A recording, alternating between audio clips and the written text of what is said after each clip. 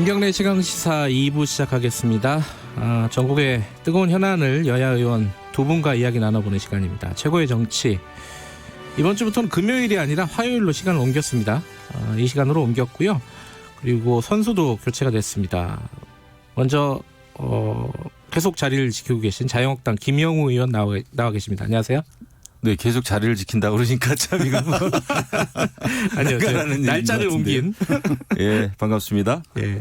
그리고 김진표 의원님이 그동안 고생을 좀 해주셨는데 이번 주부터는 김종민 의원이 선수 교체를 해서 나오게 되셨습니다. 반갑습니다.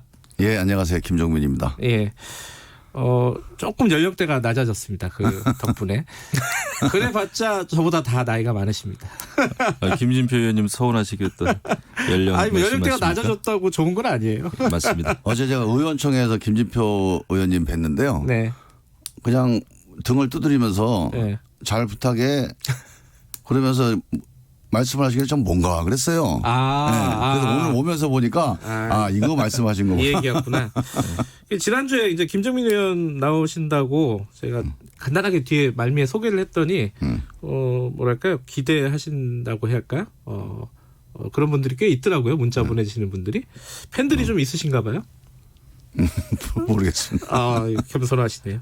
어쨌든 자, 유튜브 라이브로도 함께하고 계십니다. 짧은 문자는 50원, 긴 문자는 100원이고요. 문자로 질문이나 의견 보내주시면 제가 전달을 해드리겠습니다. 스마트폰 애플리케이션 콩 이용하시면 무료고요. 오늘 할 얘기는 뭐 일단은 정해져 있습니다. 다들 청취자 여러분들도 그 얘기 하겠지라고 생각하실 겁니다. 임종석 전 비서실장, 김세연 자유한국당 의원 두 분이 불출마를 선언을 했습니다. 근데 약간 좀 다르긴 한데 뭐부터 시작을 할까요? 조금 더 충격적인 얘기부터 해볼까요? 파괴력이 좀 컸던 얘기. 김세연 의원 얘기부터 좀 해보죠. 저는 임종석 전 실장 불출마가 더 큰 건 줄 알았는데 아닙니까? 약간 그냥 표면적으로는 보면은 개인적인 사태 뭐 이런 느낌이에요. 김종민 그럼 그 얘기 나왔으니까 그 어떻게 보세요? 임종석 실장 사태 불출마는? 사태는 무슨 조직적이거나 아니면 뭐 상의를 했거나 전략제거나 그런 건 아니고 전적으로 이제 개인적인 그런 판단 결정입니다. 제가 알기에는. 근데 문제는 이제 사태에 담긴 의미는 그냥 개인적이진 않죠. 그러니까 이 아침에 이 방송에서도 계속 얘기를 하는 거 아닙니까? 그 저는 우리가 출마를 안 한다 이 점만 자꾸 이제 부각을 시키는데 본질은 두 분도 그렇고 그 전에 뭐 이철희 의원님도 그렇고 출마를 안 하는 게 본질이 아니고요. 그건 손가락입니다, 사실은. 가리키는 달은 정치 이대로 안 된다. 정치 이거 근본적으로 뜯어 고쳐야 된다. 이 메시지거든요. 그래서 저는 그 두 분 김세연, 임종석 두 분은 우리 정치에서 실제로 뭐 흠이 없는 사람이 없지만 그래도 대체적으로 평가가 좋은 뭐 흠잡을 때 별로 없는 정치인이었는데 이 두 분이 스스로 불출마를 통해서 뭔가를 강하게 하고 싶은 얘기가 있는 거라고 봐요. 그래서 그 점이 우리 정치에서 어떻게 이제 살아서 이제 뭔가 움직이느냐 혹은 뭔가 그 결론을 내느냐 앞으로 이제 그 점이 저는 중요한 문제라고 생각이 듭니다. 우리 정치에 대해서 하고 싶은 얘기가 있다. 묶어갖고 말씀하셨으니까 묶어갖고 좀 대답을 들어보죠. 김영우 의원님은 어떻게 보셨어요? 저도 뭐 묶어서 답변을 드리면은 답변이 아니라 이제 공감할 수 있죠. 지금 여당이든 야당이든 국민들이 볼 때는 지금의 정치권에 대해서 강한 불신이 있는 게 사실 아닙니까? 이런 상황에서 내년에 이제 또 총선을 치러야 되는 입장이죠. 그러니까 여당이든 야당이든 내년 총선을 치르는 데 있어서 진검승부인데 특히 야당의 입장에서는 경제와 또 외교 안보 이것이 무너지는 상황에서 문재인 정권과 여당에 대한 이제 심판을 해야 되는 게 저희의 어떤 총선의 의미인데 지금 자유한국당 제1야당의 모습이 국민들로부터 신뢰를 얻고 있지 못하다는 문제의식이 있단 말이죠. 이런 상황에서 이제 김세연 의원도 이대로는 안 되겠다라는 것이고 이대로는 안 되겠다라고 하는 생각은 우리 자유한국당의 많은 그 의원들 또 당원들이 공감하는 것입니다. 그런데 이제 다만 그 방법을 어떻게 찾냐에서는 이제 좀 이견이 있을 수 있죠. 생각이 다를 수 있죠. 네. 김세현 의원은 자리를 내어놓음으로써 불출마를 선택함으로써 이대로 안 된다는 것을 보여주는 것이고 네. 저 같은 경우는 문제의식은 비슷하지만 저는 무대의 조명이 끝나는 마지막 순간까지 더 철저하고 투철하게 싸워야 되겠다라는 생각을 또 한단 말이죠. 이 방법은 이제 우리가 좀 더 당내에서 지도부도 그렇고 슬기롭게 찾아가는 것이 굉장히 중요한 게 아닌가 이런 생각을 좀 하고 있습니다. 물론 그 문제의식이야 다들 뭐 동의를 하시겠지만은 큰 틀에서 보면요. 근데 이제 또 세부적으로 들어가면 또 다른 부분이 있어요. 뭐 예컨대 김세현 의원 같은 경우에 자유한국당을 해체해야 된다. 그리고 뭐 좀비 정당이다. 이렇게 얘기를 했어요. 당내에 계신 분들 입장에서는 이런 얘기는 받아들이기가 어떻습니까? 그러니까 저도 이제 불출마 선언문을 읽어봤습니다. 네. 읽어봤더니 굉장히 이제 그 워딩이 세더라고요. 네. 그런데 이제 이대로 안 된다라고 하는 그 마음을 전달하고 싶었던 것 같아요. 그러니까 네. 당을 해체할 정도의 각오가 필요하다. 저는 이렇게 받아들이고 그 문구 한마디 한마디에 우리가 모든 의미를 부여하기는 어렵다. 왜냐하면은 결국 정치인은 자신의 결정입니다. 네. 자기의 선택이고요. 그게 쉽든 어렵든 간에. 그리고 이제 당이 잘 되고 지금 또 당보다는 대한민국이 어디로 갈 것인가에 대한 고민이 있는 거 아니겠습니까? 또 야당의 입장에서는. 네. 이런 면에서 방법은 각자 찾는 것이다. 물론 이게 이제 흔히 여태까지는 공천 물갈이다 해가지고 이제 물갈이의 초점이 많이 좀 물갈이를 굉장히 또 중요시하는 정치 문화잖아요. 네. 그것도 중요합니다. 그 시스템으로 해야 되겠죠. 근데 더 중요한 것은 많은 분들은 지금 야당의 시대 정신은 개혁인데 그 개혁의 또 핵심은 보수 통합이란 말이죠. 우리는 단결하지 않으면은 내년 총선은 굉장히 어렵다는 겁니다. 이건 굉장히 절박해요. 절실하죠. 그런 의미에서 지금은 어떻게 잘 중도를 아우르는 범보수가 통합할 것인가. 저는 이것이 더 중요하다고 봅니다. 보통 때 같은 경우에는 몇 퍼센트 물갈이했어? 몇 퍼센트가 잘려나갔대? 이것이 중요하지만은 지금 상당히 어려운 그 과정을 겪고 있습니다만은 범보수 통합, 중도를 아우르는 이 어려운 길을 제대로 가는 게 저는 굉장히 중요하다고 봐요. 이게 안 되면은 아무것도 안 되는 거죠, 내년에는. 그러니까 해체, 좀비 뭐 이런 얘기 강하게 했다 하더라도 결국 하고 싶은 얘기는 약간 쇄신을 잘해라 이런 뜻으로 받아들인다. 그렇죠. 하더라도 해체 자체가 목표가 아닌 창조적인 파괴가 돼야 되는 거죠. 창조 없이 파괴만 한다? 그러면은 저희는 내년 총선은 그냥 포기하는 것이죠. 남의 당 얘기지만 그래도 김정민 의원께서 보시기에는 어떻습니까? 저는 뭐 당을 해체하자는 말이 파괴적 의미로 쓰인 단어는 아니라고 생각을 해요. 네. 우리 이제 김영호 의원님도 말씀하셨지만 이제 창조적 파괴를 염두에 둔 것일 텐데 저는 그 해체라고 하는 단어를 제가 듣기에는 구조개혁이라는 말로 저는 들립니다. 그러니까 해체를 하자는 얘기는 예. 정치를 예를 들어서 뭐 이번에 총선에서 몇 명 바꾸고 예. 대표를 누구로 뽑고 예. 이런 정도 차원에서 문제를 해결할 수 있는 상황이 아니다. 예. 근본적으로 정치를 좀 구조적으로 개혁해야 된다. 이런 얘기를 좀 하고 싶었던 것 같아요. 그래서 이제 해체라고 하는 상당히 강한 용어를 전 쓴 거라고 보는데 저는 지금 그 문제의식에 대해서는 뭐 해체라는 단어에 집착하지 않는다면 그런 구조개혁의 취지는 전적으로 공감을 하는 게 지금 우리 정치권이 뭐 예를 들어서 뭐 재벌 구조를 개혁한다, 노동 개혁을 한다, 아니면 예. 교육 개혁을 한다. 남들은 되게 구조 개혁을 많이 하려고 노력을 합니다. 물론 하지는 못하고 있지만, 근데 이 정치 스스로를 구조 개혁하는 거는 사실 거의 못하고 있거든요. 제가 보기엔 아마 87년 그 6월 항쟁과 87년 대통령 직선제 개헌 이후에 이 정치 구조, 이게 뭐 선거법도 이제 뭐 쟁점이 됩니다만 선거법, 대결 정치, 교착 정치 이런 구조가 계속 이제 개혁되지 않고 네. 계속 오고 있는 거예요. 저는 뭐 단순히 불출마나 인적 쇄신, 공천 혁신 갖고는 안 된다고 보는 게요. 지금까지 대한민국이 총선 때 물갈이 비율이 전 세계에서 1등입니다. 네. 40에서 50% 항상 초선 의원들이 차지하고 있거든요. 네. 이 정도로 인적 쇄신이 되고 교체가 됐는데도 정치가 안 바뀐다는 것은 공천 잘하거나 뭐 초선이 많이 들어온다고 해결될 문제가 아니고 네. 결국 제도적 구조적 근본 개혁이 필요한 이제 문제 아니냐. 저는 그런 취지에서 그 김세현 의원님의 말씀을 좀 받아들이고 있습니다.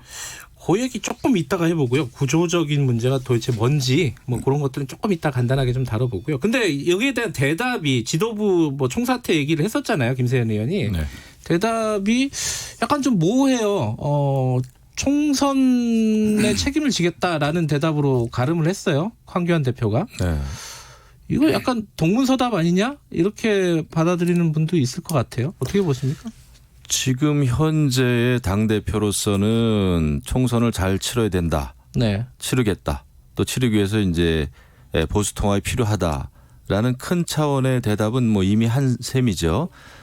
근데 이제 총선 끝나고 결과가 안 좋으면은 이제 사퇴하겠다라고 하는 것은 뭐 자칫 국민들이 볼 때는 그러면 소 잃고 외양간 고친다는 건가? 뭐 이렇게 받아들일 수가 있는데 제가 만나본 황교안 대표는 고민이 많습니다. 제가 뭐 한 3주 전에 뵌 것 같은데 그리고 이제 개혁을 하겠다. 개혁 중에서도 보수 통합을 좀 하겠다라는 강한 의지는 있어요.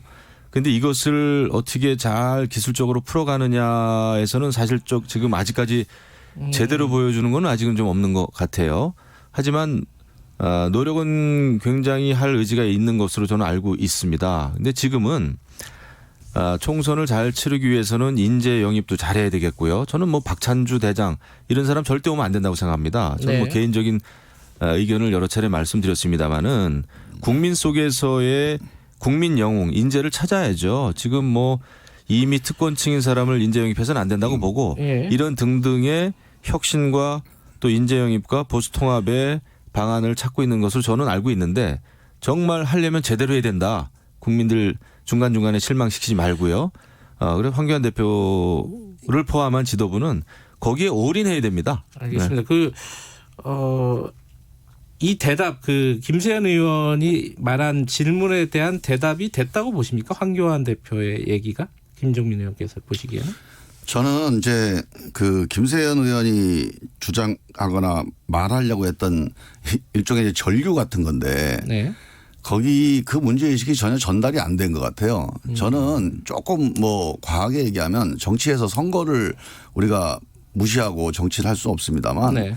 선거만 우리가 생각하는 정치 네. 이 정치를 그만하는 거가 제가 그러니까 김세현 의원이 주장했던 그 여러 가지 주장에 담겨 있는 함축이라고 보거든요. 네. 그러니까 선거 승패를 가지고 이제 거취를 말씀을 하시는데 저는 이미 선거 이전에 누구로 바꾸느냐도 중요하지만 그 바뀐 사람들이 선거 이후에 이겨서 무슨 정치를 할 거냐 이 점에 대해서 이제 논쟁을 해야 된다고 봅니다. 그리고 그 점에 대해서 확실하게 이거 뭔가 새로운 정치를 하겠다. 네. 많은 분들이 불출마를 하면서 뭐 정치를 그만두겠다고 하는데 우리는 정치하겠습니다라고 얘기하는 거 아닙니까? 그러면 네. 정치를 어떻게 하겠습니다. 이 사람들이 이렇게 정치에 대해서 절망을 했는데 우리는 그거를 단순히 개인적인 절망으로 선택하지 않고 이 정치를 바꿔보는 쪽으로 선택을 했습니다. 저는 그래서 황교안 대표께서 김세현 의원이 얘기했던 그 내용을 그래서 당도 어떻게 바꾸고 대한민국 정치 이렇게 바꿔보겠다. 그리고 그분은 또 신인 아닙니까? 네. 그 새로운 정치인이니까 내가 정치권 와봤더니 이거 정말 문제입니다. 내가 총선 이기는 것도 중요하고 대통령 나가는 것도 중요하지만 정치 이건 한번 이렇게 뜯어 고쳐보겠습니다. 이런 의지로 화답을 하시는 게 저는 더 맞지 않았을까. 그냥 총선의 승패 이걸로 대답하신 거는 저는 조금 안 맞는 것 같아요. 이 궁합이. 그렇습니다. 하실 수 있으면 짧게 하고 넘어가죠. 예. 김종민 의원님께서 아주 핵심을 짚어주신 것 같아요. 오늘 분위기 좋네요. 예, 저희는 정치를 하는 이유는 오늘보다 좋은 내일의 정치를 위해서 네. 이제 우리가 다 정치에 입문했단 말이죠. 이런 상황에서 어떻게 정치를 잘할까를 이제 고민해야 되는 것이고 마치 지금 현재 정치를 하는 사람들은 저 욕심 많은 사람들이야. 자기 밥그릇밖에 몰라. 네. 라고 하는 게 이제 현재의 정치권을 바라보는 국민들의 인식임에는 틀림이 없습니다. 하지만은 정치라는 것은 어떤 그 사적인 욕망이나 권력 의지를 통해서 공공선을 이루는 겁니다. 공공의 이익, 국민의 이익, 나라의 이익을 위해서는 일을 해야 되는 거잖아요. 이런 상황에서 어떻게 정치를 잘할 것인가를 고민하는 것은 굉장히 중요한 그 정치의 본질이다. 네. 이게 굉장히 추상적인 이야기 같습니다만은 그렇기 때문에 아까 김정민 의원님도 이런 시스템이나 제도 개혁이 굉장히 중요한 것이다. 사람은 4년마다 계속 바뀌는데 왜 정치는 이 모양일까? 이거에 대한 근본적인 고민이 있어야 되는 거죠. 근데 그 김정민 의원께서 말씀하신 부분은 이해는 되는데 그럼 여당은 그런 대답을 하고 있느냐? 이런 질문에 대해서는 어떻게 대답하시겠어요? 저는 뭐 이제 황교안 대표님 말씀이 나왔으니까 제가 이제 황 대표님에 대해서 말씀을 드린 거지. 그 책임이 이제 황교안 대표님이나 아니면 한국당에만 있다 이렇게 말씀드리는 건 아니에요. 사실은 임종석 실장이 이제 불출마를 얘기했잖아요. 그래서 386 정치에 대해서 뭐 이런저런 이제 논쟁이 있어요. 저는 이게 뭐 386 집에 가라 이런 의미다 이렇게 뭐 기사도 있고 한데 그건 뭐 저는 동의는 안 되는데 우리가 87년 6월 항쟁의 결과로 정치권에 들어온 사람들이에요. 386 세대라고 하는 게. 그러면 87년 6월 항쟁의 메시지가 뭐냐. 이 명령이 뭐였느냐. 그 명령을 우리가 얼만큼 실현하고 있느냐 한번 돌아봐야 됩니다. 왜냐하면 얼마 안 남았어요 이제. 지난 30년이 20대부터 시작해서 50대까지 지금 60 가까이 한 40여 년, 30여 년을 대한민국 정치의 주역으로 뛰었거든요. 근데 실제로 뭐 우리가 예를 들어서 한번 보세요. 교육 한번 보세요. 교육. 수능을 정시와 수시를 몇 프로 할 거냐 이거 갖고 논쟁하고 있잖아요. 지금 우리 학교 다닐 때 야 이제 이런 교육 이제 없어져야 되겠다. 이렇게 생각했던 교육들이 지금 더 악화돼 있어요. 더 심해요? 네. 자 우리가 저 일자리 보세요. 일자리도요. 예전에 중소기업 다니면 대기업 임금의 한 80% 정도 받았습니다. 지금 50%밖에 안 돼요. 자, 이런 구조적인 악화, 양극화라든가 아니면 이 잘못된 그 어떤 이걸 뭐 전체적으로 적폐라고 본다면 30년 동안 386이 정치권의 주역으로 있으면서 이런 대한민국 혁신하는 거에 얼마나 성과를 거뒀느냐. 저는 이 점에 대해서 한번 근본적으로 우리가 돌아보면서 불출마만이 좋은 선택은 아닙니다. 남아있는 사람들은 이거 좀 다시 한번 반성하고 한 번 더 한다면 이번에는 정말 한번 우리 모든 걸 던져서 한번 대한민국 혁신 한번 해보겠다. 이런 마음가짐을 한번 다시 먹는 그런 계기가 좀 돼야 된다고 좀 봅니다.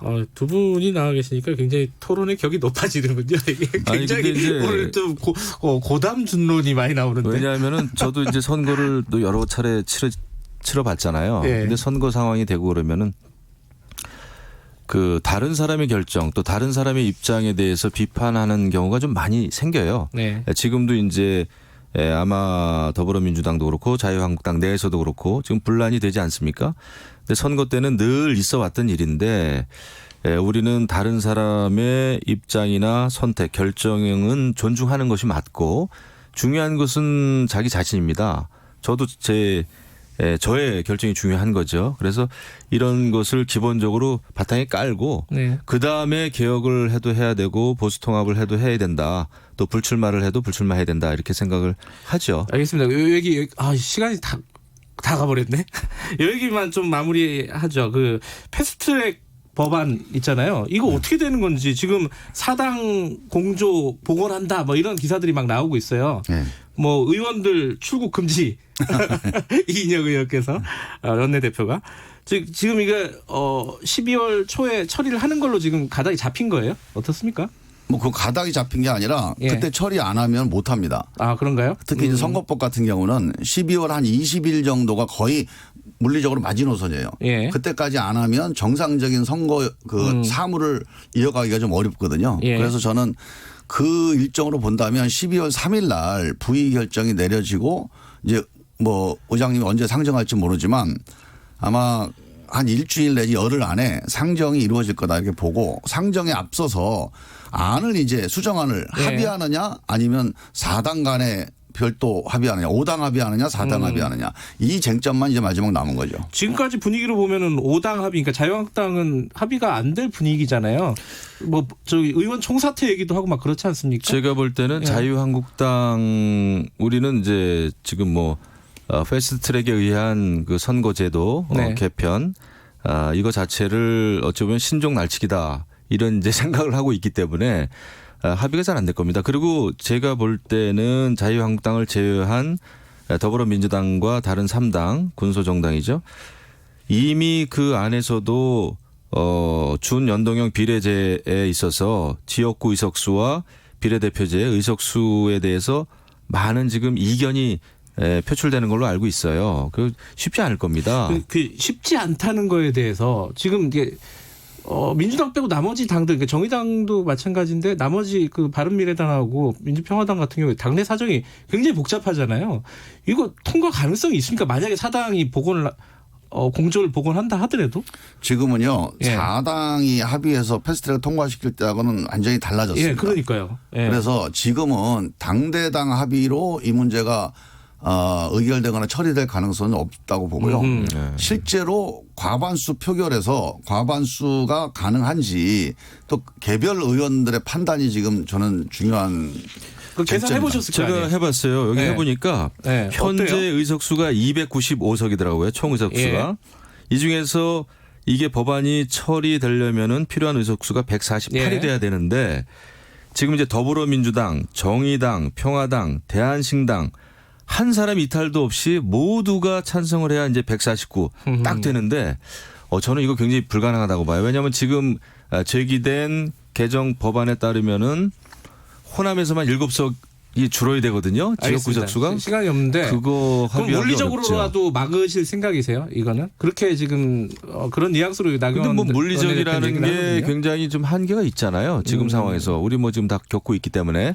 정상적인 방법으로 토론이 되고 합의가 되고 안 되면은 기존의 선거 제도로 갈 수밖에 없는 거죠. 합의 안 되면은 어쨌든 패스트트랙에 올라간 것들을 상정해갖고 통과에 노력한다. 이게 기본 입장인 거죠? 저는 뭐 우리가 이제 한국당 의원들이 한 50분이 지금 고발이 돼 있고 기소 위험에 처해 있는데 이렇게까지 이제 이걸 뭐 좀 표현이 뭐합니다. 이렇게 정치권이 막 그러니까 복잡하게 난리를 쳤는데 아무것도 안 하고 끝난다. 이거는 좀 어려울 거라고 보고요. 결론은 내야 됩니다.